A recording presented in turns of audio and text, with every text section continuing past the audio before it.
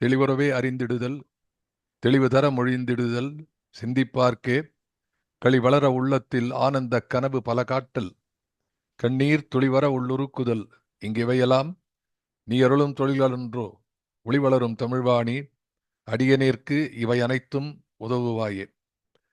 பேரன்புமிக்க பாரதி அன்பர்களே, குவியம் இலக்கிய அமைப்பு நடத்தி வருகின்ற, தொடர் நிகழ்வாக நடத்தி வருகின்ற மகாகவியின் மந்திர சொற்கள் என்ற இந்த நிகழ்விலே, இந்த மாலையிலே 238வது நிகழ்வாக உங்களை எல்லாம் சந்திக்கக்கூடிய பெரும் பேறு பெற்றிருக்கிறேன். ஜூம் அரங்கிலே இங்கே என்னோடு கலந்து கொண்டிருக்கக்கூடிய அத்துணை நண்பர்களுக்கும், பின்னால் இதே இந்த நிகழ்ச்சி நடக்கும் போதே யூடியூப் போன்ற இணையதளங்களிலே பார்ப்பவர்கள், பின்னாலே பதிவிலே பார்க்க இருக்கக்கூடிய நண்பர்கள் ஆகிய அத்துணை பேர்களுக்கும் என்னுடைய நெஞ்சார்ந்த நன்றியையும் வணக்கங்களையும் மீண்டும் தெரிவித்து அமைவதிலே மகிழ்ச்சி கொள்கிறேன். நண்பர்களே, நாம் வெள்ளைத்தாமரை பூவில் இருப்பாள் என்ற இந்த பாடலை பார்த்து கொண்டிருக்கிறோம். அதுக்கு முன்னால் என்னுடைய பிறந்த நாள் வாழ்த்து சொன்ன அத்தனை பேருக்கும் நன்றி. எனக்கு இது ரொம்ப இந்த 4 ஆண்டுகளில் இன்றைக்கு தான் கரெக்டாக அந்த புதன்கிழமை அந்த நாள் எல்லாம் சேர்ந்து வந்திருக்கு. ஸோ எனக்கு I am so also happy about it. நல்ல விஷயத்தை பேசுகிறோம். அப்போ தெய்வத்தை நாம் வணங்குகின்ற நேரத்திலே பாரதியுடைய தெய்வ பாடல்கள் என்று பார்க்கும்பொழுது இந்த வெள்ளைத்தாமரை போன்ற பாடல்கள் எல்லாம் ரொம்ப பாப்புலர். ஆனால் இந்த பாப்புலாரிட்டியை தாண்டி பாரதியுடைய தெய்வீக பாடல்கள் எல்லாம் ஒரு மிகப்பெரிய செய்தியை உள்ளடக்கி இருக்கிறது. சாதாரண ஆன்மீக செய்தி மட்டுமல்ல, ஒரு தோத்திர பாடலாக இருக்கிறது மட்டுமல்ல, ஒரு மிகப்பெரிய லட்சியத்தை, சமுதாய லட்சியத்தை, தனி மனிதனுக்கான உயர்வுக்கான லட்சியத்தை, அந்த கொள்கையை பாரதி கொடுக்கிறான். எங்க கொடுக்கிறான் என்று சொன்னால், இந்த தோத்திர பாடல் வரிசையில் வரக்கூடிய இடத்துல பாரதி கொடுக்கிறான். இது எவ்வளவு சிறப்பு பாருங்க. அதாவது இதுக்கு முன்னாலே இருந்ததெல்லாம், பாரதிக்கு முன்னாலே பேசிய, பாரதிக்கு முன்னாலே பாடிய அத்தனை தோத்திர பாடல்களும் எனக்கு இது வேண்டும் அது வேண்டும் என்றெல்லாம் தோத்திரங்கள் இருக்கின்றன. நீங்க தேவாரத்தை பார்த்தா குற்றாயினவர் இவர் நாவுக்கரசர் பாடின இருக்கட்டும், பித்தா பிறைசூடின ஆரம்பித்த சுந்தர பெருமான் ஆகட்டும், தோடுடைய செவியன் என்று ஆரம்பித்த சம்பந்த பெருமான் ஆகட்டும், இவர்கள் எல்லாரும் அவர்கள் தன்னுடைய தனி மனித உணர்ச்சிகளிலிருந்து ஆரம்பிக்கிறார்கள். த டச் பாயிண்ட், அதாவது எவ்வளவு தூரம் நம்ம டிராவல் பண்ணியிருக்கோம், இந்த ஜேர்னி, இந்த பயணம் எவ்வளவு பெரிய பயணத்திலே ஒரு திருப்புண்மையாக பாரதி அமைந்திருக்கிறான் என்பதை நான் உங்களுக்கு சொல்ல விரும்புகிறேன். பாட்டின் பொருளும் போகும், ஆனா அந்த பொருள் சார்ந்த விஷயங்கள் இப்படி தமிழ் சங்கமரபு எப்படின்னா, மலையும் மலை சார்ந்த இடம், 5 திணைகள் சொல்வார்கள். ஒவ்வொரு திணைக்கும் ஒரு பொருள் சார்ந்த இடம் இருக்கிறது, அதற்கான தெய்வம் இப்படின்னு அதுபோல நான் சொல்வது உண்டு, ஒவ்வொரு சொல்லுக்கும் பொருள் சார்ந்த 5 விஷயம் உண்டு. அது சொல்லக்கூடிய பொருள், அது காட்டக்கூடிய பொருள், அது தொடராக உங்க மனதுக்கு சிந்தைக்கு வரக்கூடிய பொருள், அது சமுதாயத்தில் எதை சுட்டி காட்டக்கூடிய பொருள், எந்த லட்சியத்தை நோக்கி பயணிக்கிறோமோ அதுல எந்த இடத்துல இது பொருந்துகிறது, இப்படிலாம் பல விதங்களில் பார்க்கக்கூடிய இதில் இருக்கிறோம். அப்போ பார்க்கும்போது சம்பந்த பெருமான் இப்படி ஆரம்பிக்கிறாருன்னு உங்களுக்கு தெரியும். அந்த குழந்தை சீர்காழி, அது சீர்காழி ஒரு 11 சிறப்பு பெயர் இருக்கிறது சீர்காழிக்கு. அதுல தோணியப்பன், அவர் பேர் தோணியப்பன். அந்த குழந்தைக்கு அந்த அம்மா உமை அழும்போது உமை பால் கொடுக்கிறாள். திரும்பி வரக்கூடிய சிவபாத சுந்தரனார் பார்த்து இந்த குழந்தையுடைய வாயிலே, அது குழந்தையுடைய வாயில பால் இருக்கிறது, இந்த எப்படி வெளியில இருந்து யாரோ கொடுத்து சாப்பிட்டுருக்குது என்று சினந்து கேட்கிறார். யார் கொடுத்ததுன்னு கேட்கிறார். அந்த குழந்தை பதில் சொல்கிறது, தோடுடைய செவியன் விடையேறி தூவன் மதிசூடி என்று அது ஆரம்பிக்கக்கூடிய அந்த அந்த பதிகம் இருக்கிற எல்லாருக்கும் தெரிந்த பதிகம். அப்போ அது ஒரு டைரக்ட் 1:1. திருப்பி இந்த பக்கம் அப்பர் பக்கம் வந்தா என்ன ஆகுது, அப்பருக்கு கொடுமையான வயிற்று வலி. அதுக்கு முன்னாடி அப்பர் அங்கிருந்து சமண மதத்தில் சேர்ந்து அவருடைய தமக்கையார் செய்த புண்ணியத்தினாலே, தவத்தினாலே இவரை சரியாக வழிநடத்தி அந்த சூளை நோய் தீர்வதற்காக சிவபெருமான் உதவி செய்கிறான் என்று பார்க்கிறோம். அது ஒரு பாயிண்ட். இன்னொரு பாயிண்ட் இந்த பக்கம் பார்த்தானா, பித்தா பெரசூடி சுந்தர பெருமானுடைய திருமணம் நிகழ இருக்கிறது. இறைவன் ஒரு ஒரு கிழவனார் வேடத்தில் வந்து இந்த சுந்தரனார் எனக்கு அடிமை என்கிறார். ஐயா, இதனையா கேட்காத விஷயமா இருக்கிறது. ஒரு மனிதனுக்கு ஒரு மடிமை இன்னொருத்தன் அடிமை என்று சொல்வது உண்டா? யார் ஒத்துப்பார்கள் என்று பேசக்கூடிய சுந்தரனாருக்கு ஓலையை எடுத்து காட்டுகிறார். இதெல்லாம் நம்ம கதையில படிச்சிருக்கோம், பார்த்திருக்கோம். அப்போ இப்படி சொல்றிய பைத்தியகாரா பித்தா என்று நினைக்கிறார். இப்படி எல்லாம் தேவார டைம். பின்னாலே ஆழ்வாராதிகள் இருக்கும்போது அதுக்கு சமகாலத்திலே பார்க்கும்பொழுது இறைவனை எப்படியெல்லாம் பார்த்தா, இவங்க வைணவ ஸ்டைட்ல வரும்போது இன்னும் நெருக்கம் அதிகமாயிடுது. குழந்தையா பார்த்தார்கள், அன்னையாக பார்த்தார்கள், தந்தையாக பார்த்தார்கள், காதலனாக பார்த்தார்கள், காதலியா இப்படியெல்லாம் சேர்ந்து சேர்ந்து பார்த்தார்கள். அங்கேருந்து வந்து 15ஆம் நூற்றாண்டு 16ஆம் நூற்றாண்டு ஊத்துக்காடு பாடினது, அதுக்கப்புறம் பின்னாடி இந்த பக்கம் வந்து அருணகிரியார் பாடியது, வள்ளலார் பாடியது, தாய்மானவர் பாடியது, கடைசியில் ரமண மகரிஷி வர. ரமணர் கொஞ்சம் தனித்து நின்றார், அவரை சேர்த்துக்க முடியாது இல்லை. அப்படி எல்லாம் பாடினவன் எல்லாரும் ஒரு தோத்திர பாடலாகத்தான் பாடியிருக்கிறார்கள். விஷ்ணு சஹஸ்ரநாமம் எடுத்துனோம்னா அது ரொம்ப மிக பழையது. அது வந்து பீஷ்மர் படுக்கையில் கிடக்கிறார். அந்த நேரத்தில் இருந்த அந்த நிகழ்ச்சியில் இருந்தது. அப்போ எவ்வளோ பழசது பாருங்க. பார்த்தா அந்த சகஸ்ரநாமங்களை பார்க்கும்போது எல்லாம் இப்படி தான் வரும். பூதபவ்ய பூதாத்மா பரமாத்மாஜ, இப்படி ஆரம்பிக்கும். பூதாத்மா பரமாத்மாஜன்னு அவ்விய. அதில் ஒவ்வொரு வார்த்தைக்கும் ஒரு அர்த்தம் இருக்கு. இப்படி போனோன்னா இறைவனுடைய கல்யாண குணங்களை எல்லாம் சொல்றது. பின்னாடி அபிராம பட்டர் பார்த்தா சரி. அப்புறம் இன்னும் எத்தனை பேர், இந்த பக்கம் பாம்பன் சுவாமிகள் 6666 பாடல்கள் பாடியிருக்கிறார். We got a long spread of devotional songs and writing. அந்த படைப்புகள் வந்து எங்கேருந்து ஆரம்பி, திருமுறை இதுலேருந்து ஆரம்பிச்சு இங்க வந்து பாம்பன் சுவாமிகள் வரைக்கும் வருது. இது அத்தனை பேரும் இல்லாத விஷயத்தை பாரதி தொடரான். அதுதான் ஆச்சரியமா இருக்கிறது. எல்லாத்தையும் படிச்சு Bharathi is the first person. அவன் பாடக்கூடிய தோத்திர பாடலிலே வித்தியாசமான விஷயங்களை வைத்தான். இதுவரைக்கும் யாரும் சொல்லாத செய்தான். நான் நினைத்து பார்க்கிறேன், ஒரு மகாகவி என்பவன் யார் என்று சொன்னால் அவனுக்கு சமுதாயத்தின் மீது அக்கறை இருக்க வேண்டும். அத்தனை உயிர்கள் மீது அன்பு இருக்க வேண்டும். உயிர்கள் இடத்து அன்பு வேண்டும். தெய்வம் உண்மை என்று தான் உணர்தல் வேண்டும். நீ என்னைக்கு எல்லா உயிர் மேலே அன்பு வைத்தாயோ அன்றுதான் தெய்வம் உண்மை என்று உணர்வாய். இல்லைன்னா உனக்கு வேலையே கிடையாது. அப்போ இந்த விஷயத்தை சொல்ல வந்தவன் இந்த நாட்டிலே எப்படி தொழ வேண்டும் என்பதை சொல்லி காட்டுகிறான். இது வரைக்கும் யாரும் பண்ணாது. எல்லாம் திருப்பி திருப்பி எழுதியதே இருந்து சொன்னது இந்த வேற மாதிரி கதையில பேரை மட்டும் மாற்றி வேற ஏதாவது சொல்லி அதே கதையை கொடுத்தா எப்படி? அதுபோல இதே மாற்றி மாற்றி சொல்லாமல் ஒரு புதிய செய்தியை சொன்னான். அதனால்தான் வந்து பாரதி வந்து ஒரு யுக கவிஞன். அதனால்தான் பாரதியை வந்து மகாகவி என்று சொல்கிறோம். 2000 ஆண்டுகளுக்கு முன்னாலே வள்ளுவன் தோன்றினான். புதிய செய்தி சொன்னான். என்ன புதுமை? நான் ஒவ்வொன்றத்திலையும் புதுமை செய்தான். பொய்யாமை பொய்யாமை ஆற்றின் அறம் பிற செய்யாமை செய்யாமை நன்று. இது வரைக்கும் யாரும் சொன்னதே கிடையாது. வாய்மை பற்றி பேசக்கூடியவன் அந்த இப்படி பேசின வாய்மை பற்றி வாய்மையை தாண்டிய ஒரு செய்தி இருக்கிறது. அது சரியான இடத்துல செய்ய வேண்டும் என்றாலும் காப்பாற்றுவதற்காக ஒருவனுடைய உயிரை காப்பாற்ற வேண்டும் பொய்யும் சொல்லலாம்னு சொன்னான் வள்ளுவன். புதிய செய்தியாக இருக்கிறது எல்லாருக்கும். அந்த 2000 ஆண்டுகளுக்கு பின்னாலே 1000 ஆண்டுகளுக்கு அப்புறம் இன்னொரு பெரும்புலவன் தோன்றினான், கம்பன். வள்ளுவன் அதுக்கப்புறம் ஒரு 1000 ஆண்டுகளுக்கு பிறகு கம்பன் புதுசு பண்ணான். என்ன அப்படி பண்ணனா, ராமனுடைய காவியத்துல அவன் சொல்லக்கூடிய புதிய அறம்,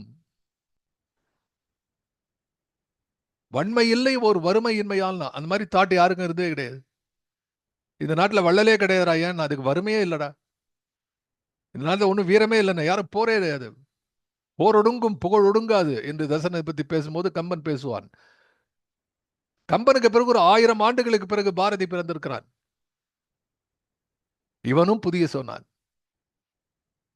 இந்த மரபு வழியில பார்க்கும்போது நம்ம அதையும் நினைத்து பார்க்க வேண்டும். பாரதியினுடைய வெள்ளைத்தாமரை பூவில் இருப்பாள் என்பது எல்லாரும் சொல்லக்கூடிய விஷயத்தை தாண்டி சொல்கிறான். அதைத்தான் நீங்க பார்க்கிறோம். அதைத்தான் பார்த்து கொண்டிருக்கிறோம். இன்றைக்கு பார்க்க போகிறோம்.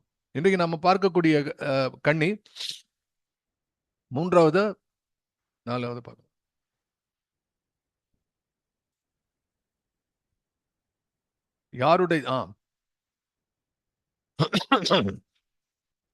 யாருடைய தெய்வம் இவள் என்பதாக நாம் பார்த்து கொண்டிருந்தோம். இப்போ போன முறை பார்த்தபோது பஞ்சமற்ற தொழில் புரிந்துண்டு வாழும் மாந்தர் குலதெய்வமாவாள். வெஞ்சமர்க்கு உயிர் ஆகிய கொல்லர் வித்தை ஓர்ந்திடு சிற்பியர் தச்சர் விஞ்ச மிஞ்ச நற்பொருள் வாணிகம் செய்வோர்.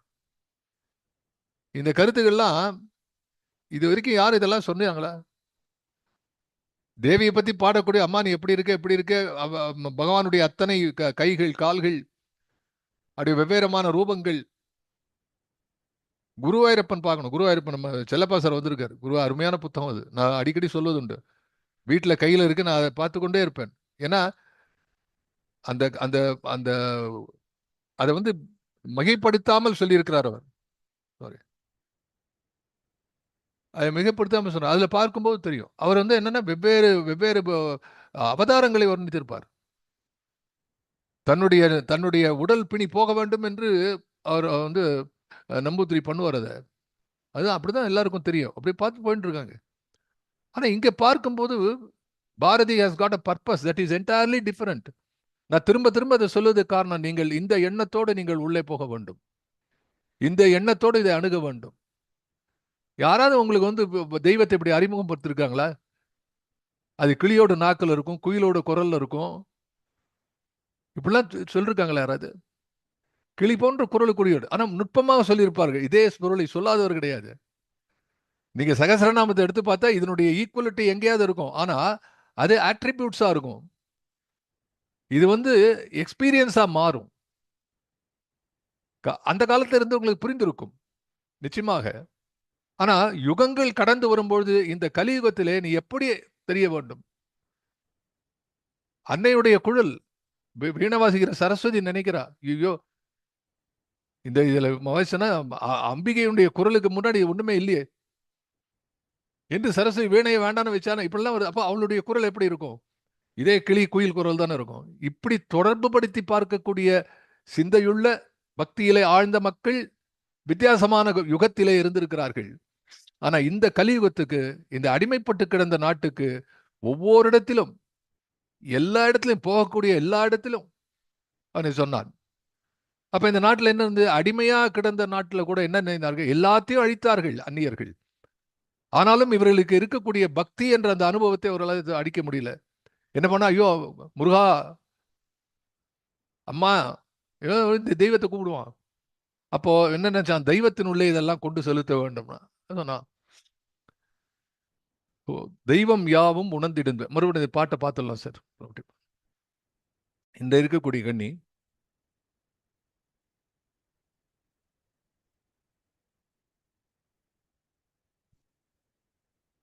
தெய்வம் யாவும் உணர்ந்திடும் தெய்வம், தீமை காட்டி விலக்கிடும் தெய்வம், உய்வம் என்ற கருத்துடையோர்கள் உயிரினுக்கு உயிராகிய தெய்வம், செய்வம் என்றொரு செய்கை எடுப்போர் செம்மை நாடி பணிந்திடு தெய்வம், கைவருந்தி உழைப்பவர் தெய்வம், கவிஞர் தெய்வம், கடவுளர் தெய்வம். சார் இதுல வந்து எழுத்தெல்லாம் புரியுது. ரொம்ப எளிமையான கவிதை.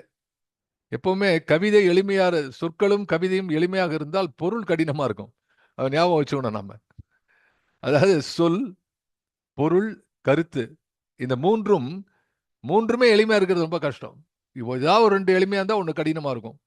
கருத்து எளிமையா இருந்து சொன்னா சொல்லக்கூடிய விஷயங்கள் கடினமா இருக்கும். அதனுடைய பொருள், உவமை இதெல்லாம்.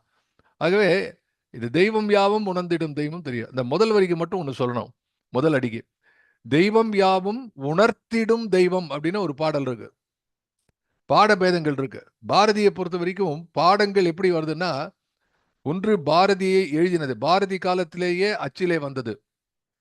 2வது வந்து பாரதியினுடைய கைப்பட எழுதிய பிரதிகள். அதன் பிறகு பாரதி ஆய்வு பதிப்புன்னு ஒன்று போட்டாங்க.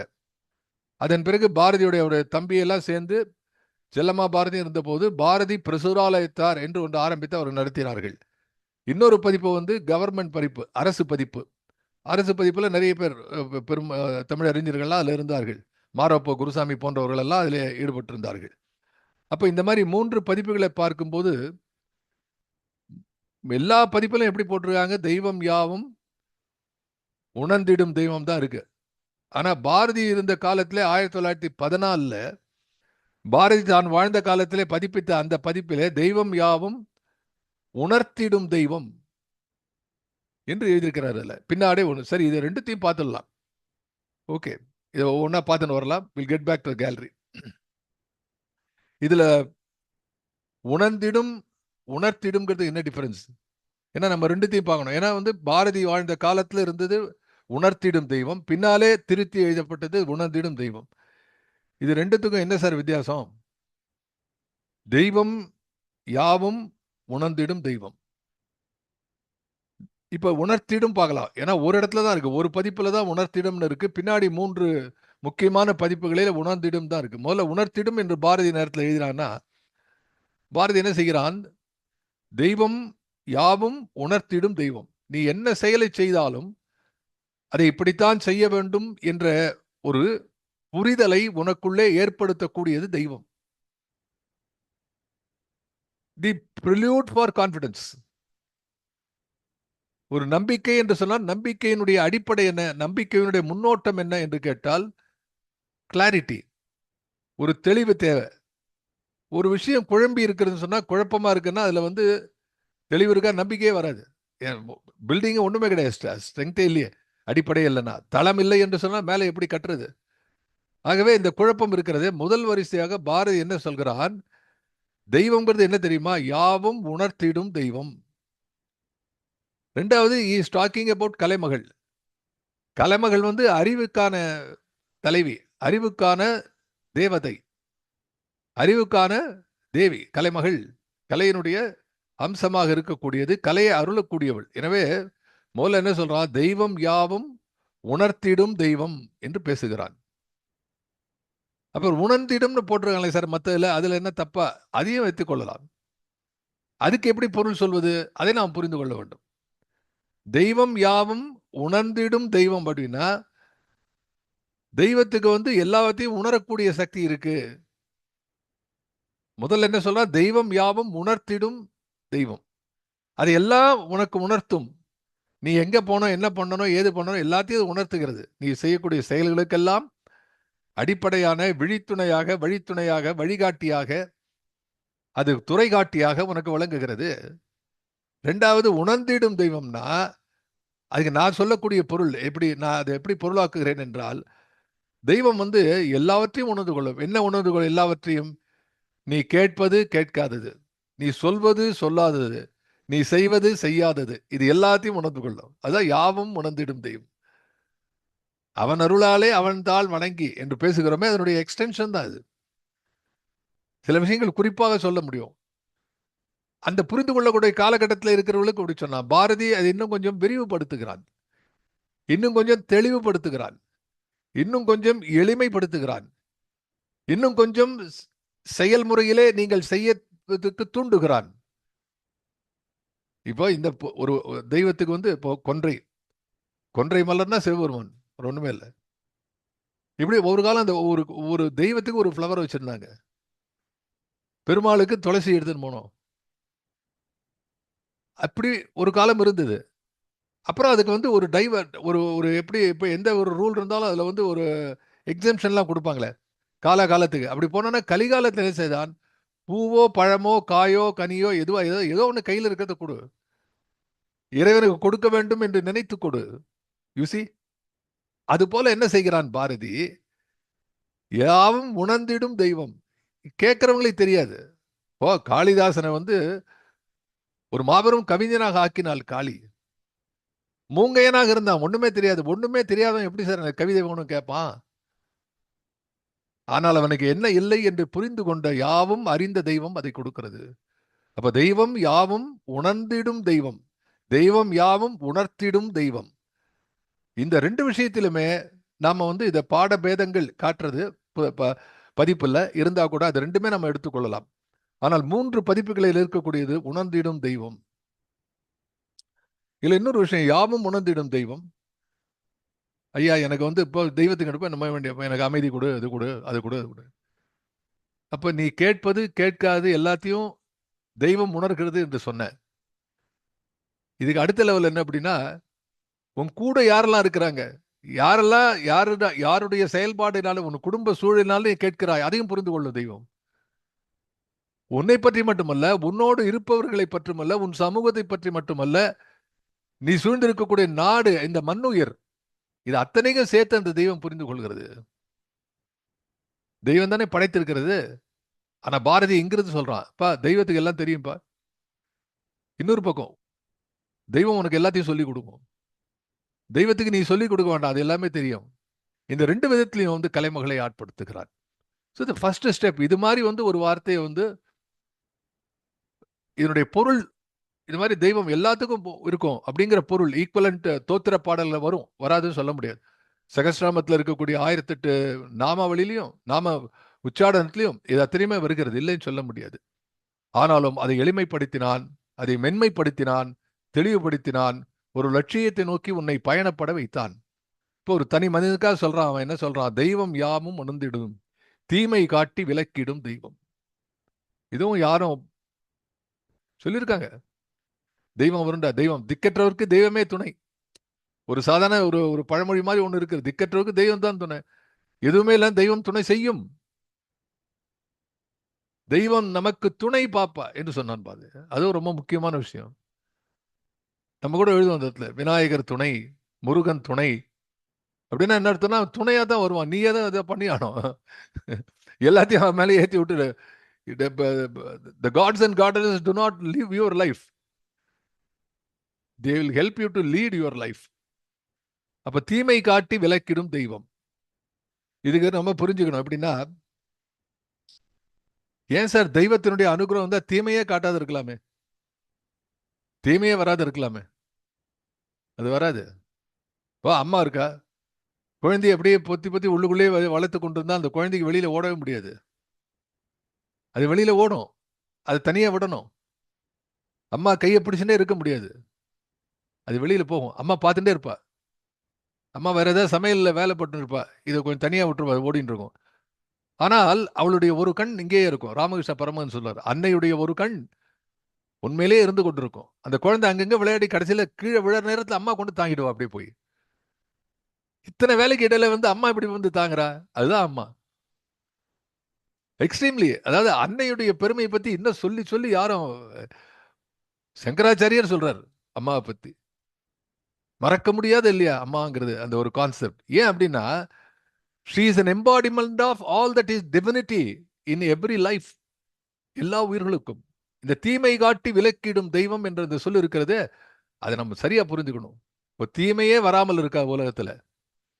தீமை வரும். அந்த தீமையை இறைவன் காட்டுகிறது தெய்வம். தெய்வம் உன்னை தீமையிலே தள்ளல, ஞாபகம் வச்சுங்க. தீமையிலே நீ ஆழ விடாமல் உன்னை காட்டுகிறது. சோதனை வருகிறது, ஆனா ஒவ்வொரு சோதனையும் மனிதனை புடம் போட்டு அவனை மேலும் தெளிவு பெற செய்கிறது. வாழ்க்கையினுடைய நிலையாமை காட்டுகிறது. ஆனா இது தெரிஞ்சுன்னு வரணும். இப்போ ராஜா வேஷம் போடுறான் ஒருத்தன். See, that's the part to be played. இப்போ நிஜமா ஒரு பைத்தியக்காரன் பைத்தியக்கார வேஷம் நடிச்சா ஒன்றும் பிரயோஜனம் கிடையாது. ஆனா ஒரு நல்ல மூளை உள்ள ஒரு மனிதன் பைத்தியக்கார மாதிரி ஆக்ட் பண்றானே. ஏன்னா ஒரு குடிகாரனா ஆக்ட் பண்ணு சொன்னா 2 பாட்டில உடைச்சு விட்டுன்னு வந்தானே அது குடிகாரன் ஆக்ட் பண்றதா? இல்ல. அப்ப அதுக்கு என்ன பொருள் என்று சொன்னால், நாடகத்திலே ஒருவன் நடிக்கிறான். அப்படி நடிக்கும் பொழுது தான் நடிக்கிறேன் இந்த பாத்திரத்திலே என்று தெரிந்து அந்த பாத்திரம் நடிக்க வேண்டும். அப்ப இறைவன் என்ன நினைக்கிறான்? இந்த இந்த மண்ணிலே இருக்கக்கூடிய இந்த உயிர்கள், இந்த வாழ்க்கையில் இருக்கக்கூடிய இந்த மக்கள், அவர்கள் புரிந்து கொள்ள வேண்டும், இந்த நிலையாமையை புரிந்து கொள்ள வேண்டும். அழியக்கூடிய இந்த பொருளுக்கு ஸ்திரம் இல்லை என்று புரிந்து கொள்ள வேண்டும்.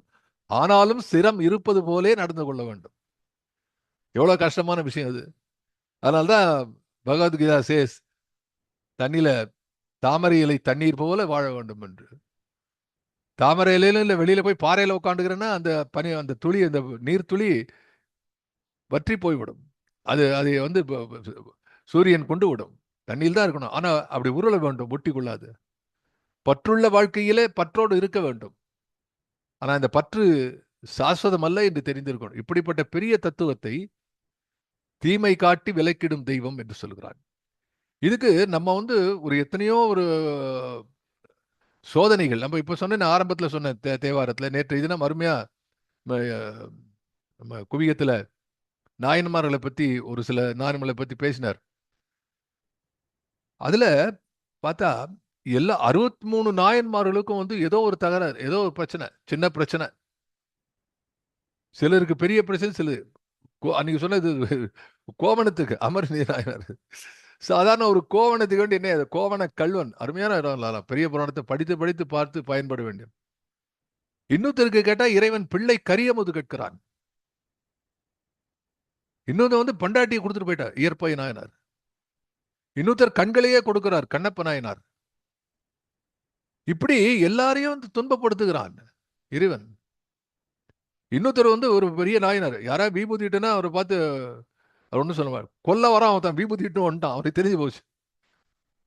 கொடும்பை பரவாயில்ல, நீ விபூதிட்டு வந்தல நான் சாகர தயாராகிடுறேங்கிறார். இப்படி இறைவன் டெஸ்ட் பண்ணான், தீமை காட்டி விலக்கிடு. அப்போ ரெண்டு விஷயம். ஒன்று, இந்த தீமை வரும் நேரத்திலே அந்த தீமையை உனக்கு காட்டுகிறது, ஆனால் அந்த தீமையிலே ஒன்று ஆழ வைக்கலை காட்டி எடுத்துதான். ரெண்டாவது, இந்த தீமையை காட்டுவதே உன்னை செப்பனிடுவதற்காக. ஒரு பாட்டு, இந்த பாட்டு மறந்து போய் சினிமா திரைப்படத்தில் கூட ஒரு பாட்டு வந்து, அதாவது ஒளியினுடைய வலியை தாங்காத பாறைகள் சிலைகளாக மாறுவதில்லை. எவ்வளவு அருமை! வலி தாங்கா ஒளியனுடைய வலியை தாங்காத பாறைகள் எல்லாம் சிலையாக மாறுவது கிடையாது, இல்லையா? அப்படியே அந்த அந்த அந்த சூட்டுல உள்ளுக்குள்ள போய் உருகி நிற்காத இந்த பொண்ணெல்லாம் அணிகலங்க மாறுவதில்லை. வாழ்க்கையில எத்தனை பேர் பார்க்கிறோம், அந்த காலத்தை எப்படி இருந்தாங்க, இந்த காலத்தை எப்படி இருக்கிறாங்க. ஒரு 40 வருஷ இடைவெளியிலே எங்கோ இருந்தவன், பாமரனாக இருந்தவன் பண்டிதனாக நிற்கிறான். ஒற்றுமில்லாத ஏழையாக பஞ்சையாக ஏழையாக இருந்தவன் மிக பெரும் செல்வந்தனாக மாறுகிறான். வாழ்க்கையிலே இப்படி மாற்றங்களை உண்டு செய்கிறாயே, அது எப்படி வந்தது? அது இறை என்ன நினைக்கிறது? இந்த மாற்றங்களை நான் செய்வதில்லை, உன்னை செய்ய வைக்கிறேன். அது உன்னுடைய அனுபவம். உன் மூலமா அதை பண்ணணும், நான் பண்ணி பிரயோஜனம் இல்லை. குழந்தை குழந்தை வளர்றதை பார்க்கும்போது அதுதான் நமக்கு, அதுக்கு வந்து சாப்பிட முடியாது, அப்படியே எடுத்து வாயில போட்டுக்கும். ஒன் டே நீங்க வந்து கொடுக்கவே முடியாது, ஸ்பூன்ல சாப்பிட்டா கீழெல்லாம் போகும், கொடுத்து ஆகணும். அப்படி பண்ணி பண்ணி தான் அதுக்கு வந்து வரும். ஆகவே இந்த தீமை காட்டி விலக்கிடும் தெய்வம் என்பது அந்த தெய்வத்தினுடைய மிகச் சிறப்பான ஒன்று. இதை வந்து எங்க சொல்றான் பாரதி? இதெல்லாம் மனசுல வச்சுட்டே இருக்கணும். சரஸ்வதியை போய் பூஜை பண்ணிட்டு இருக்க, பூஜை பண்ணும்போது தீமை காட்டி விலக்கிடும் தெய்வம். அப்போ ஒரு காலத்துல வந்து யுகங்களை பார்க்க வேண்டும். அந்த கிருதயுகம், திரேதாயுகம், துவாபர யுகம், ஒவ்வொரு யுகத்திலும் ஒன்று எளிதாக இருந்தது. வேள்வி செய்வது ரொம்ப எளிமையா இருந்தது. கிருதயுகத்தில் எல்லாரும் வேள்வி உட்காந்துருவான், எல்லாம் உட்காண்டானா தவம் பண்ண ஆரம்பிச்சிருவான். இப்போ எல்லாம் போயிடுது, முன்னும் கொஞ்சம் கொஞ்சமா போயிட்டு இருக்கு. அப்ப இங்க என்ன தியானம் என்பது கூட யாருக்கும் தெரியல. அப்ப மனசை எப்படி ஒருமுகப்படுத்துவது என்று சொன்னால், நீங்க தோத்திரம் செய்யும் போது என்ன சொல்லணும்? மனசு ஃபுல்லா உங்களுடைய துயர்களே அடங்கி இருக்கும். ஐயோ இறைவா, அது மாதிரி வந்துருது, என்னை காப்பாத்து, என்னை காப்பாத்து.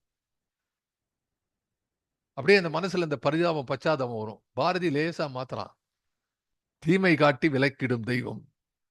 அப்ப என்னுடைய தீமையை போக்கு என்று சொல்வதை விட அதை ஜெனரலைஸ் பண்ணி it becomes an attribute and character of the goddess. அதை பொதுமைப்படுத்துகிறான். அதுல இன்னொரு நுட்பமான விஷயம் என்ன சொன்னா, இந்த தீமை எல்லாருக்கும் வருது. இப்போ நம்ம நினைச்சுட்டு இருப்போம், கால் வலிக்கிறது, போயிட்டு ஐயோ முட்டி ஏற முடியல வலிக்கிறது.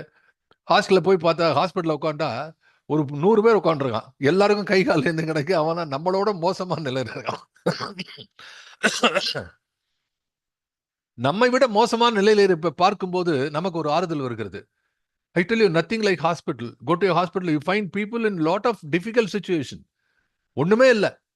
அப்போ எல்லாரும் என்ன நினைக்கிறான், ஐயா நம்ம இது பரவாயில்ல. ஒரு எல்லாரும் பாரதி தீமை காட்டி விலக்கிடும் தெய்வம், பொதுமைப்படுத்துகிறான். இந்த தீமையை காட்டியது தெய்வம்டா. அது காட்டியது தெய்வம் என்று சொன்னால் அதை போக்குவதும் தெய்வம் தான் என்பதை சொல்லுகிறான். தெய்வம் யாவும் உணர்ந்திடும் தெய்வம், தீமை காட்டி விலக்கிடும். அதை எப்படி சேர்த்து படிக்கணும்? தெய்வம் யாவும் உணர்ந்த காரணத்தினால் அதற்கு தகுந்தபடி ஒரு தீமையை காட்டி இது விளக்குகிறது. இன்னொன்னு பாருங்க, தெய்வம் ஒவ்வொருத்தருக்கும் எவ்வளவு அனுபவிக்க முடியுமோ அந்த அளவு தான் துன்பம் கொடுக்கும். அதை தாண்டி கொடுக்காது.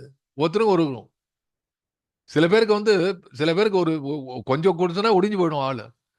அவனுக்கு அவ்வளவுதான் கொடுத்து நிறுத்தும். சில பேர் எல்லாத்தையும் எதையும் தாங்க மிதையும் பண்ண இன்னும் கொடுத்து பார்க்கும். அது இறை, நீ எவ்வளவு தூரம் போற பார்க்கலாம், அப்படி கொடுத்து கொண்டே இருக்கும். அதனால எப்போ அந்த நம்பிக்கை வேண்டும் என்பதை பாரதி சுட்டி காட்டுகிறான். அது முதல். இது உய்வம் என்ற அடுத்த லைன், உய்வம் என்ற கருத்துடையோர்கள் உயிரினுக்கு உயிராகிய தெய்வம். இது எதை குறிக்கிறது?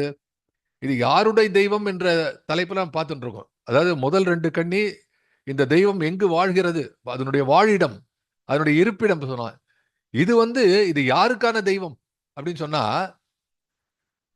தீமை காட்டி விலக்கிடும் தெய்வம் என்று சொன்னவன் அடுத்து என்ன சொல்கிறான்? உய்வம் என்ற கருத்துடையோர்கள் உயிரினுக்கு உயிராகிய தெய்வம். உய்வம்னா என்ன அர்த்தம்? நாம உருப்படுவோம், நாம முன்னுக்கு வருவோம், நாம உயர்வோம் என்ற கருத்துடையோர்கள் நம்ம நெஞ்சில் இருக்கணும். ஒரு நாள் நான் நிச்சயம் வருவேன்டா, I will pass this exam, I will get the rank, university rank. இந்த ஆய்வுத்துறையில நான் முன்னாடி எத்தனை நண்பர்கள் எனக்கு எத்தனை பேர் அது மாதிரி பண்ணியிருக்கிறாங்க, especially research. So many people I know, even those who are attending here, I know. University இல்லாத இப்போ for information I heard, I think I can share. AKV was telling me, Babeshwar எனக்கு 80 வயசா இருந்தது, ஆனால் இப்போ ரிசர்ச் பண்ணணும்னு ஆசையில் இருக்கேன், நான் பிஹெச்டி பண்ண போறேன் என்று சொல்லி கொண்டிருக்கேன். நான் வாழ்த்தினேன். எவ்வளோ வயசுல? அம்மா என்னோட சகோதரி வாசுகி அம்மா உட்காந்துருக்காங்க. எவ்வளோ டாக்டரேட் படிச்சு பணம் சம்பாதிக்கணும்னு பண்ணாங்க. அந்த ஆய்வுத்துறையில இருக்கக்கூடிய ஈடுபாடு, அது பண்ணணும்னு நினைக்கிறார்கள். அப்படி முன்னிருந்து நிறுத்தினா நிச்சயமா பண்ண முடியும். செல்லப்பா சார் இருக்கார், நேற்றுக்கு எப்படிப்பட்ட விழா, என்ன நம்பிக்கை அவருக்கு? இல்லறத்தின் பின்னணியில இருக்கக்கூடிய எத்தனையோ துன்பங்களையும் சோர்வுகளையும் தாண்டி அது ஒண்ணுமே தெரியல யாருக்கும் வெளியில. அப்படிப்பட்ட ஒரு அற்புதமான விழா. நான் இன்னைக்கு நேரில் அவரை பார்க்கும்போது மனம் நெகிழ்ந்து சொல்கிறேன், எப்படிப்பட்ட ஒரு அருமை. இதெல்லாம் எதனாலே நடக்கிறது? உய்மமென்ற கருத்துடையோர்கள் உயிரினுக்கு உயிராகிய தெய்வம். 35 பேரை கூப்பிட்டு வாழ்த்தணும், ஒரு பெரிய அறக்கட்டளை செய்கிறோம் என்ற நம்பிக்கை, உய்வோம் என்று நினைத்தால் பகவான் செய்து வைப்பான். இடைவராத மழை. சாயந்தரம் பார்த்தானா ஒரு 2 மணி நேரத்துக்கு மழை கம்மியா இருந்தது. எல்லாம் வீட்டுக்கு போயிட்டாங்க. நான் பார்க்கிறோம் சார், வாழ்க்கையில பார்க்கிறோம். ஆனா இந்த வாழ்க்கையில பார்க்கக்கூடிய நிகழ்ச்சியை நாம் பொருத்தி பார்க்க வேண்டும், பொதுமைப்படுத்த வேண்டும். அதை பாரதி சுட்டி காட்டுகிறான். ஏன் பாரதிக்கு இல்லாத துயரா சொல்லுங்க? உய்வம் என்ற கருத்துடையோர்கள், நம்ம உய்வோம் என்று கருத்துடையோர்களால் அவன் எவ்வளவு தூரம் கஷ்டப்பட்டான். இதை தாண்டி அவன் நினைத்து பார்க்கிறான், இதை சொல்ல வேண்டும். இந்த நம்பிக்கை தான் தொழுகை, இந்த நம்பிக்கை தான் வழிபாடு, இந்த நம்பிக்கை தான் தோத்திரம், இந்த நம்பிக்கை தான் அத்தனை நம்பிக்கையினுடைய அடிப்படை. இறைவனை நம்பக்கூடிய அடிப்படையே இறைவனுடைய கல்யாண குணங்களை நம்புவது மட்டுமல்ல, அவன் நம்மோடு எப்படி உறவாடுகிறான், எப்படி இந்த உயிர்களோடு அவன் இணைகிறான் என்பதை காட்ட வேண்டும். உய்வம் என்ற கருத்துடையோர்கள் உயிரினுக்கு உயிராகிய தெய்வம். அப்போ அவனுக்கு என்ன நம்பிக்கைன்னா, சொல்றான், உயிர் போக வரை நான் போராடுவேன். அந்த உயிருக்கு உயிராக இறைவன் நிற்கிறான். இறைவனே உயிராக நிற்கிட்டால் உயிர் எப்படி போகும்? அவனுடைய நம்பிக்கை தீராமல். It's very rare thing. அதாவது இந்த நம்பிக்கையை பத்தி சுவாமி விவேகானந்தா அவர்கள் சொன்னார்கள், நம்பிக்கை இல்லைன்னா எல்லா நம்பிக்கையிலும் பெரிய நம்பிக்கை தன்னம்பிக்கை என்று சொன்னார். இறை நம்பிக்கையா தன்னம்பிக்கையா கேட்டா சுவாமிஜி தன்னம்பிக்கை என்று சொன்னார். there is also an advaitic tips in that. அத்வைத்தினுடைய ஒரு வாசனை, ஒரு நீட்சி அந்த தொடரில் இருக்கிறது. ஏன்னா உனக்குள்ளே இருப்பவன் இறைவன். எனவே இறை நம்பிக்கை ஒன்றுதான், தன்னம்பிக்கை ஒன்றுதான். ஆக இப்படி நம்பிக்கையை போஷிக்கக்கூடியது. நம்பிக்கைன்னு சொல்லிட்டு போலாம். பாரதி பல இடத்துல கூட நம்பினார் கெடுவதில்லை 4 மறைத்து, அம்பிகையை நம்பினார் அதிக வரம் பெறலாம்னா எக்ஸ்ட்ரா சொல்லலாம். ஆக இங்க வேற மாதிரி சொல்றான் பாருங்க.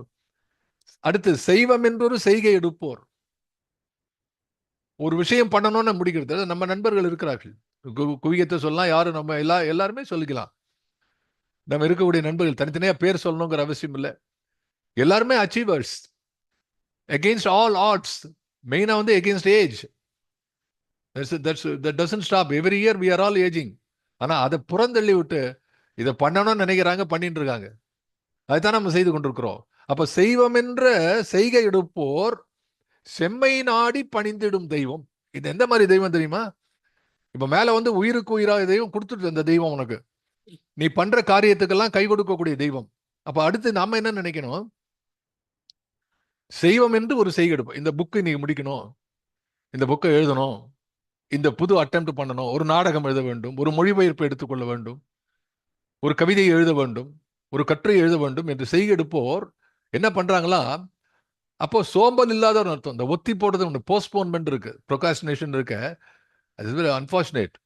நாளைக்கு நினைச்சா இது நடக்கவே நடக்குது. நாளை என்பது கிடையாது. நாளை என்பது உன் கையில் இல்லாத காசியா. நேற்று என்பது பழசாகி போன காசு. கையில இன்னைக்கு இருக்கக்கூடியது அவனுடைய செலாவணியா இருக்கக்கூடிய காசு. அதைத்தானே செலவழிக்க வேண்டும். அப்போ நாளைக்கு இல்லாம இன்னைக்கே பண்ணுவோன்னு சொன்னவங்களுடைய அவன் சொல்றான், செய்வம் என்றொரு செய்கை எடுப்போர் செம்மை நாடி பணிந்திடும் தெய்வம். இப்போ நான் இன்னைக்கு பண்ணுவேன் அப்படின்னு சொன்னா அடுத்து நெக்ஸ்ட் என்ன, வாட் இஸ் யுவர் நெக்ஸ்ட் கோல்? பண்றதை சரியா பண்ணணும். செம்மை, செம்மை என்பது திறம்பட செய்தல். செம்மை என்பது எக்ஸலன்ட். செம்மை என்பது expertise. What you want to to. அப்போ செய்வம் என்று ஒரு செய்கை எடுப்பவர்கள் செம்மை நாடி பணிந்திடும் தெய்வம். இந்த கலைமகள் யார் தெரியுமா? அம்மா நான் இதை ஆரம்பிச்சிட்டேன், இந்த பணியை ஆரம்பித்து விட்டேன், இந்த நாடகத்தையும் இந்த கதையோ நான் இந்த நாவலையும் எழுதி முடிக்க வேண்டும் என்று தொடங்கி விட்டேன், நீ எனக்கு கை கொடுக்க வேண்டும், இதை செம்மை செய்ய வேண்டும், நான் போறேன், நான் எழுத ஆரம்பி இது என்னுடைய நீ ஏற்கனவே எனக்கு கொடுத்த அறிவினாலே அறிவினுடைய நீட்சியாலே நான் செய்து கொண்டிருக்கிறேன், ஆனால் இதை செம்மைப்படுத்த வேண்டும் என்று நீ தொழ வேண்டும்.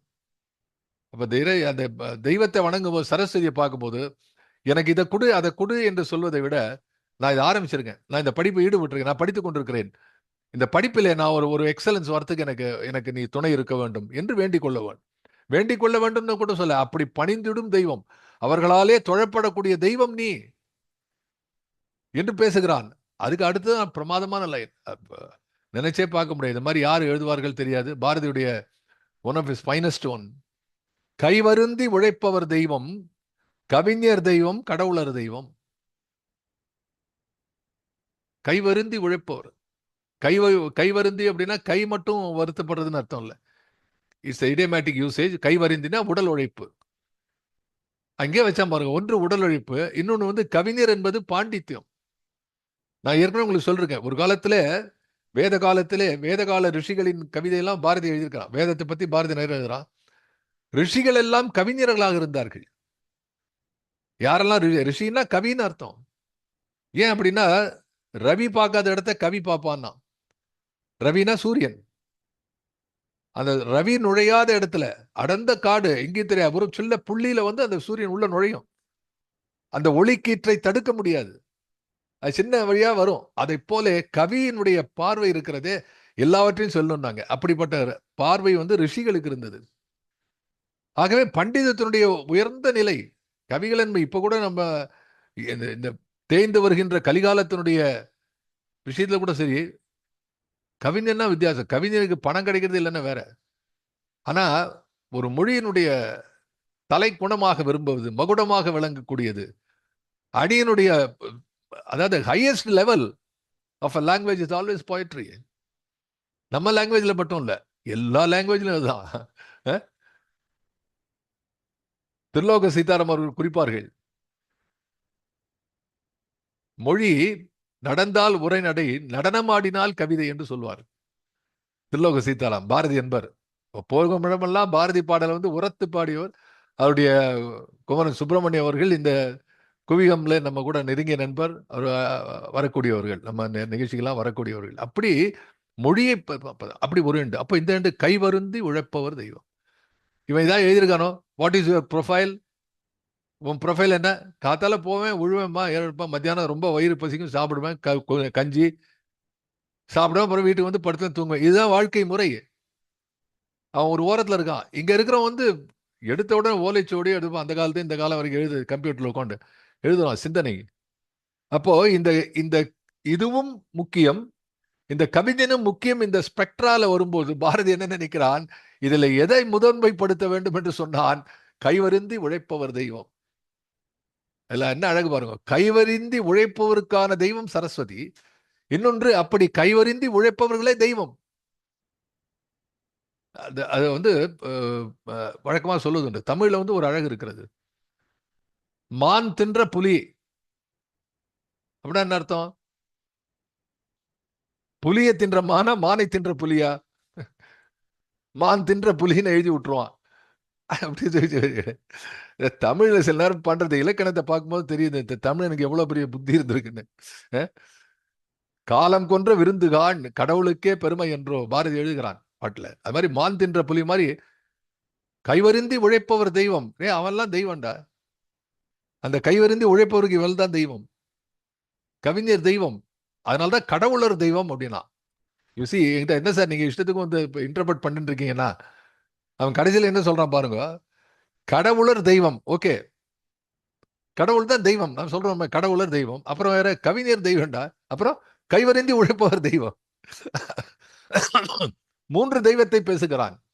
அப்ப இந்த வெள்ளைத்தாமரை பூவில் இருப்பால் இந்த சரஸ்வதி புகழ் என்று தலைப்பு கொடுத்திருக்கானே இந்த பாட்டுக்குன்னா, இந்த மூன்று தெய்வம் ஒரே தெய்வம்டா. இந்த மூன்று தெய்வம் ஒரே தெய்வம். கைவருந்தி உழைப்பவர். அதுல என்ன அழகுன்னா, கை வருந்தி உழைப்பவர். எப்பவும் வந்து எக்ஸசைஸ்ல சொல்லுவாங்க. Have you notice? இப்போ நம்ம எல்லாருமே எக்ஸசைஸ் பண்றோம். ஒரு வயசுக்கு மேல 60 மேல. அதுக்கு முன்னாடியே குழந்தை சின்ன நாட்கள்லாம் யாரும் எக்ஸசைஸ் பத்தி நாங்கெல்லாம் யங்டர்ஸா இருக்கும்போது nobody thought much big about exercise. சாப்பிட்றது, ஓடுறது, விளையாடுறது தானே, அதுதான் நமக்கு எக்ஸசைஸ் இருந்து. ஸோ அப்போ அதில் ஒரு சொல்லுவோம், நோ பெயின் நோ கெயின் என்பார்கள் எக்ஸசைஸில்.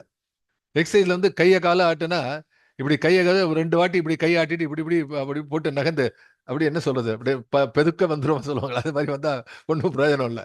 நீ 10 வாட்டி பண்ண முடியுமா? 10 வாட்டி பண்ணு. 10 வாட்டி ரெகுலர் ஆயிடுது, அப்போ வந்து 15 வாட்டி பண்ணிவாரு. ஸோ அந்த வருத்தம் கொஞ்சம் உடல் வருத்தம் உடலை பொறுத்த வரைக்கும். அப்போ இவன் என்ன நினைக்கிறான், இன்றைய தினம் ஒன்றை செய்ய முடியுமா, உடலை வருத்த முடியுமா? அந்த உடல் செய்யக்கூடியதை தாண்டியும் செய்கிறான். அந்த எல்லை தாண்டுதல் இருக்கிறதே, அது அவனுடைய ஆர்வத்தை காட்டுகிறது. இன்னைக்கு வந்து ஒரு ஒரு 10 பானை தான் பண்ண முடியும் இந்த நேரத்துக்கு அப்படின்னா, அவன் 12வது பானை பண்ணி வச்சான்னு சொன்னா அந்த உடல் வருந்தும். அப்படி உழைக்கக்கூடிய ஒரு தெய்வம். ஏனென்றால் இந்த உழைப்பினாலே இந்த சமுதாயம் பயன்பெறுகிறது என்ற காரணத்தினாலே பேசுகிறான். கைவருந்தி உழைப்பவர் தெய்வம், கவிஞர் தெய்வம், கடவுளர் தெய்வம். வெள்ளைத்தாமரை பூவில் இருப்பாள். இவள் யாருக்கெல்லாம் தெய்வம் என்று இருக்கக்கூடிய பட்டியலிலே நாம் இதையெல்லாம் பார்க்கிறோம். இன்னும் அடுத்த பாட்டை பார்த்துடலாம். Next one. தெய்வம் யாவும் உணர்ந்திடும் தெய்வம், தீமை காட்டி விலக்கிடும் தெய்வம், ஒய்வம் என்ற கருத்துடையோர்கள் உயிரினுக்கு உயிர் ஆகிய தெய்வம், செய்வம் என்றொரு செய்கை எடுப்போர் செம்மை நாடி பணிந்திடு தெய்வம், கைவருந்தி உழைப்பவர் தெய்வம், கவிஞர் தெய்வம், கடவுளர் தெய்வம். இப்போ இதுல வந்து இந்த கைவருந்தி உழைப்பவர் தெய்வம், கவிஞர் தெய்வம், ஏன் சார் அவெல்லாம் ஏன் தெய்வம் சொன்னாங்க அப்படின்னா, இந்த 2 எக்ஸ்ட்ரீம், உடல் உழைப்பு அண்ட் மூளை அறிவு, உடல் வலிமை, இந்த ரெண்டுமே சமுதாயம் சார்ந்தது. எனவே பாரதி ரெண்டுத்தையும் பேலன்ஸ் பண்றான். இப்போ ஆன்மீகத்தை பற்றி பேசக்கூடியவர்கள் அல்டிமேட் ஐடியா இஸ் விடுதலை, முக்தி நிலை. முக்தி என்றொரு நிலை சமைத்தாய், அதை முழுதனை உணரும் உணர்வமைத்தாய், பக்தி என்றொரு நிலை சமைத்தாய் எங்கள் பரமா என்று பாடிய பாரதி இங்கே அந்த ஆன்ம விடுதலை பேசுவதற்கு முதல் படியாக உலகத்திலே வாழக்கூடிய நிலையில எப்படி வாழ வேண்டும் ஒரு சமுதாயத்தில் இருக்கக்கூடியவன் என்பதை சுட்டி காட்டுகிறான். அதனால்தான் நான் சொன்னா கைவருந்தி உழைப்பவர் தெய்வம், கவிஞர் தெய்வம், அப்புறம் கடவுளர் தெய்வம். அப்படின்னா இந்த 3 ஸ்டேஜை காட்டுறான். One is physical, second is mental, மூணாவது ஸ்பிரிச்சுவல்.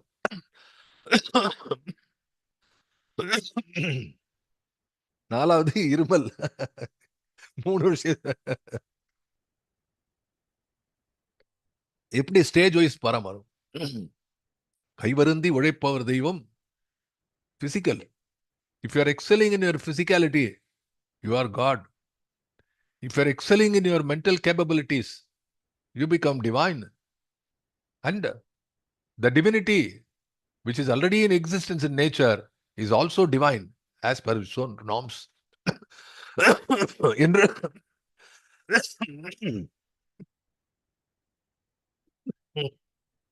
சாரி.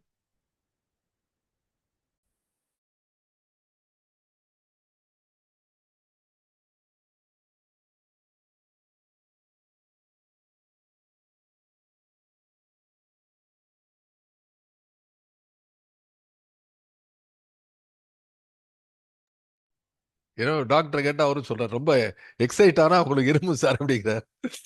எக்ஸைட் ஆகிதான் பேச முடியாது. பாரதி நினைச்சாலே இரும்பு தான் உணர. அதனால இதை பாருங்க, யாவருக்கெல்லாம் தெய்வம் அடுத்து பார்த்துடலாம். we got 15 minutes more. அடுத்தது இது இன்னும் ஒரு அருமையான அடுத்த லெவல் எடுத்துன்னு போறோம் பாரதி. நம்ம பார்க்கலாம் அது.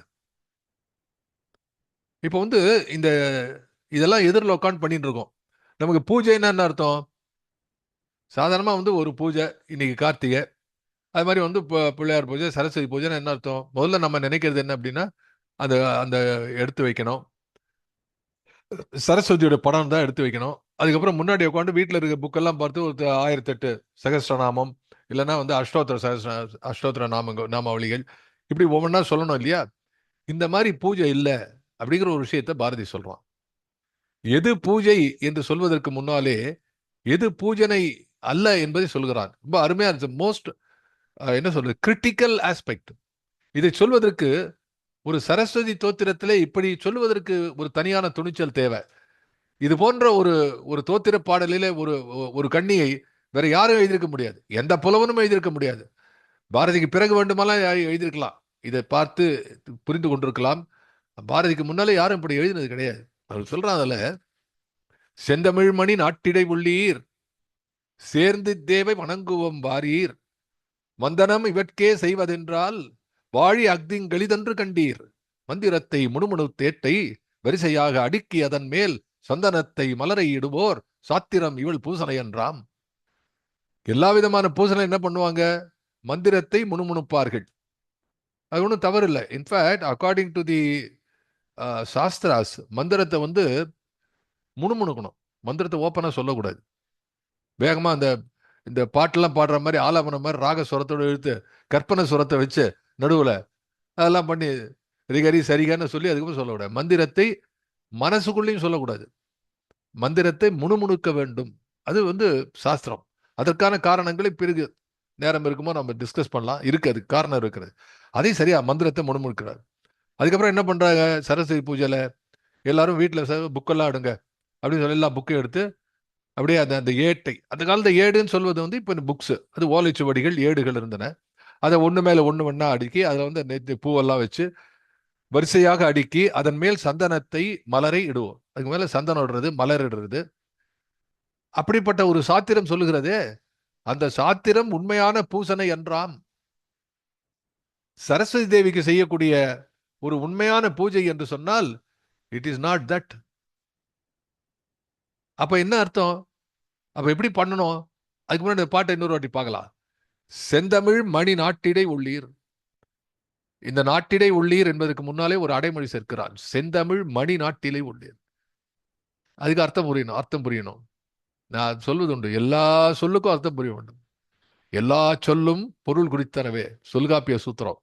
அதனால எல்லா சொல்லுக்கும் பொருள் புரிந்தால்தான் நீ உண்மையான தமிழ் கவிதை ஆர்வலன் அல்லது அதை படிக்கக்கூடிய மாணவன்.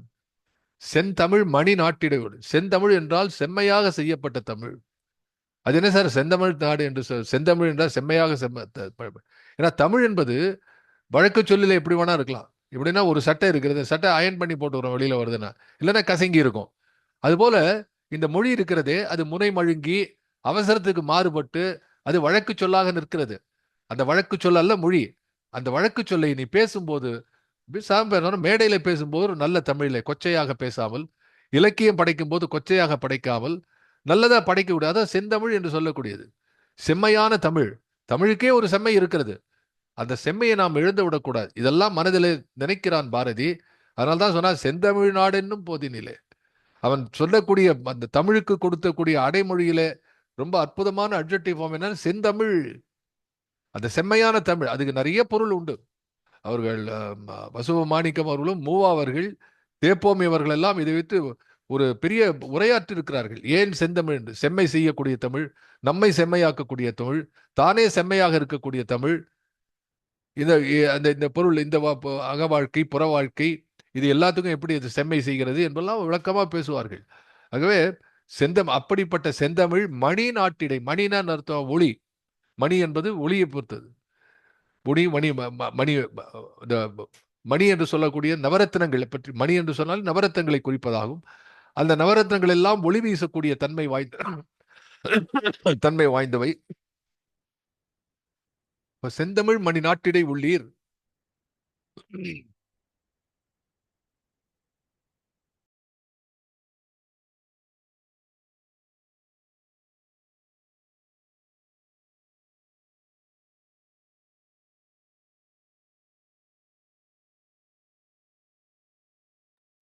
செந்தமிழ் மணி நாட்டிடை உள்ளீர், ஒளி பொருந்திய நாடு. அதுக்கு என்ன பொருள் ஒளி பொருந்திய நாடுன்னா? எப்பவும் சூரிய வெளிச்சம் இருக்குமா? எப்பவும் 100 வாட்ஸ் 1000 வாட்ஸ் பல்பு போட்டிருப்பாங்களா? அது இல்ல. ஒளி பொருந்திய நாடு. இந்த ஒளி என்று சொன்னால் அறிவின் ஒளி. எது ஒளி என்று சொல்கிறார்கள்? செந்தமிழ் மணி நாட்டினை ஒளி புரிந்து நாடு. அப்ப செந்தமிழ் மணி நாடுன்னா, செந்தமிழ் மணி நாடு என்று சொன்னால் மொழி செம்மையாக இருக்கும். அந்த செம்மை மொழியினாலே செம்மையாக இயக்கங்கள் இருக்கும். செம்மையான மனிதர்கள் இருப்பார்கள். அவர்கள் வாழ்கின்ற காரணத்தினால் இந்த நாட்டிலே ஒளி, ஒரு பிரகாசம் இருக்கும். அது ஒளி கொடுக்கும். அது கூட பிரகாசம் என்னன்னா, பிறருடைய இருளை தீர்க்கக்கூடியது ஒளி. ஆகவே அருள் பொதிந்த செம்மையான மொழியுடையவர்கள் பிறருடைய மருள் அல்லது இருளை நீக்குவார்கள் என்ற பொருளிலே செந்தமிழ் மணி நாட்டிடை உள்ளீர் என்று கூப்பிடுகிறார். சேர்ந்து தேவை வணங்குவோம் வாரீர். சேர்ந்து இத்தேவை. இந்த இடத்துல தேவைன்னா தமிழ் அது தேவை. இது தேவா அந்த அந்த மணிப்பிரவாள நடையிலே எழுதுகிறான். தேவை சரஸ்வதி தேவியை சேர்ந்து இத்தேவை. இந்த தேவை அந்த சேர்ந்து தேவைன்னு வருது. ஸோ சில பேர் படிச்சு என்ன நினைக்கிறாரு, சார் நான் படித்தேன் சார், உங்க தேவையெல்லாம் சொல்லி வணங்குங்க, உங்களுக்கு என்னெல்லாம் தேவையோ அதை கேளுங்க அப்படின்னு சொல்லிடுறாங்க. சேர்ந்து தேவை வணங்குவோம். அப்படி இல்லை. சேர்ந்து தேவை, இந்த தேவதையை வணங்குவோம் வாரீர். வந்தனம் இவட்கே செய்வது என்றால், வந்தனம் இவட்கே என்று சொன்னால் இவளுக்கே.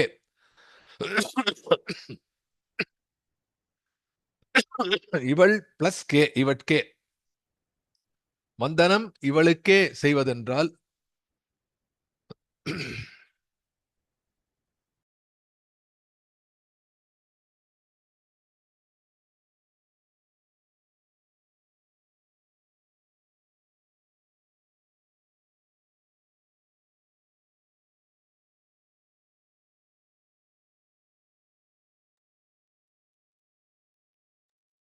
வந்தனம் இவட்கே செய்வதென்றால் இவளுக்கே, இவளுக்கு இந்த கே என்பது தேற்றேகாரம். வந்தனம் இவட்கே செய்வதென்றால் தேர்ந்தி தேவை வணங்குவோம் வாரீர். வந்தனம் இவட்கே செய்வதென்றால் வாழி அக்திங்கு, அந்த அதிங்கு அப்படின்ற சந்தத்துக்காக அந்த இக்கு வருது. ஆயுத எழுத்து. நான் ஏற்கனவே சொல்றேன் இதை பத்தி. வாழி அக்திங்கு எளிதன்று கண்ணு. கெளியில் அது எளி, இங்கு அப்படின்னு வரும்போது எளி ரெண்டும் சேர்ந்து கெளின்னு வருது. கெளிதென்று கண்டீர். மந்திரத்தை முணுமுணுத்து ஏட்டை வரிசையாக அடுக்கி அதன் மேல் சந்தனத்தை மலரை இடுவோர் சாத்திரம். அப்படி சொல்லக்கூடிய சாத்திரம், அப்படி சாத்திரம் வழி செய்யக்கூடியவர்கள், அப்படி செய்யக்கூடிய அந்த செய்கை இருக்கிறதே, அது இவள் பூசனை என்றாம். இப்போ இதுல என்ன முக்கியமா பாரதி சொல்கிறான் என்றால், பாரதி என்ன சொன்னா புதிய ஆட்சிட்டுல? புதுமைக்கு என்ன சொன்னான்? புதியன விரும்பு என்று சொன்னார். புதியன செய் என்று சொல்லல, புதியன விரும்பு என்று பேசுகிறார். அதுக்கு என்ன காரணம் என்றால், மரபை அழிப்பது அவனுடைய எண்ணம் அல்ல. இந்த மரபு தொடர வேண்டும். அது இது எப்படின்னா, இட்ஸ் சம்திங் லைக் பிரமிடல். ஒன்றை அழித்து மற்றொன்று வருவதல்ல, ஒன்றோடு சேர்ந்து மேலெழுந்து செல்கிறது. அதுல வேண்டாதெல்லாம் கழிச்சு கட்டுவான். எப்படி இந்த மரத்திலே வேண்டாத தழையெல்லாம் வெட்டி விட்டோன்னா புதுசா துளிர் விடும். அது போல என்ன நினைக்கிறான், சாத்திரம் இவள் பூசனை அன்றாம் என்று சொல்லும் போது இந்த பூசனையை செய்யாதேன்னு சொல்லவன் is also a point we have to remember. So Bharathi சொல்லியிருக்கிறான், மந்திரம் பூஜை எதுவுமே வேண்டாம், சந்தனம் எதுவுமே, சந்தனம் மாலை எதுவும் வேண்டாம். அப்படி அர்த்தம் இல்லை. அதுக்கு அப்படி அர்த்தம் செய்யக்கூடாது. ஏன்னா மந்திரத்தை முணுமுணுத்து என்று சொல்வது அது வழக்கம். அது மந்திரத்தை முணுமுணுத்துன்னு சில பேர் என்ன நினைக்கிறாங்க, மந்திரம் தெரியாதிக்கு அர்த்தம் இல்லை முணுமுணுக்கிறான். அப்படி இல்லை. அர்த்தம் தெரிந்தவர்கள், முறையாக கற்றுக்கொண்டவர்கள் எல்லாருமே மந்திரத்தை முணுமுணுக்க வேண்டும். ஆச்சாரியா அவர்கள் மிகப்பெரிய தமிழறிஞர். அவர்கள் மந்திரத்தை பற்றி நிறைய எழுதியிருக்கார், புத்தகம் எழுதியிருக்கிறார். மறை என்று சொன்னால் என்ன, மந்திரம் என்று சொன்னால் என்பதை சிறிய சிறிய நூல்கள் அவர்கள் எழுதியிருக்கிறார்கள். அதுல ஏன் மந்திரத்தை முணுமுணுக்க வேண்டும் என்று தற்காலத்திலே இதை பற்றி பேசியிருக்காங்க. இலங்கை ஜெயராஜ் அவர்கள் இதை பற்றி ஒரு முறை பேசி நான் கேட்டிருக்கிறேன்.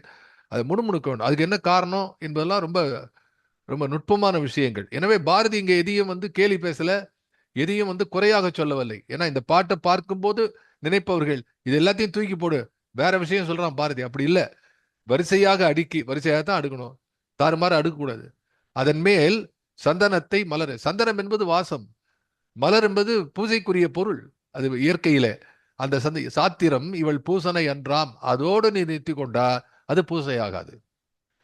அண்ட் என்ன போட்டுக்கணும், எய்தர் ஆர், அண்ட் ஆர் அப்படின்னு வரக்கூடாது.